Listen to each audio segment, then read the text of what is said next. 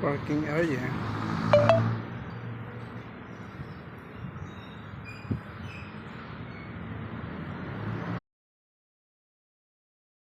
Hello, magandang hapon. Itong gawa namin bagong parking.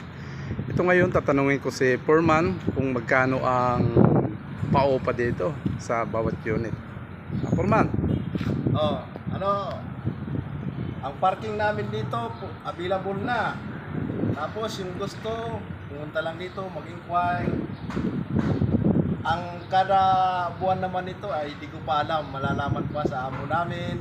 Inquire lang kayo dito, available na ang parking namin.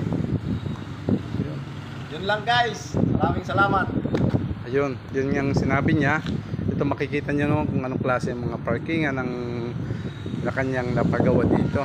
Kasi siya ang namumuno, siya namamahala, kaya yun ang mga napagawa niya rito. Sa susunod niya, itong gagawin pa rito, may parking area, tsaka mga... Foreman, ano pang gagawin dito sa mga ano dito? Gagawaan pa yan ng Itong area. Motorcycle parking. Dito sa side na ito, motorcycle parking at saka yung daanan ng magpa-parking. Itong area rito. Oh. Yun yung sinabi niya. Ngayon medyo masukal pa yung daan kasi ito dati rito, kung nalalaman, puro ito damuhan ito rito. Dahil sa kanyang pamumuno, mabilisan na trabaho, nagawa niya kaagad ng maayos. Ngayon sa mga kunting panahon, mauubos to at saka magiging maayos itong lugar dito.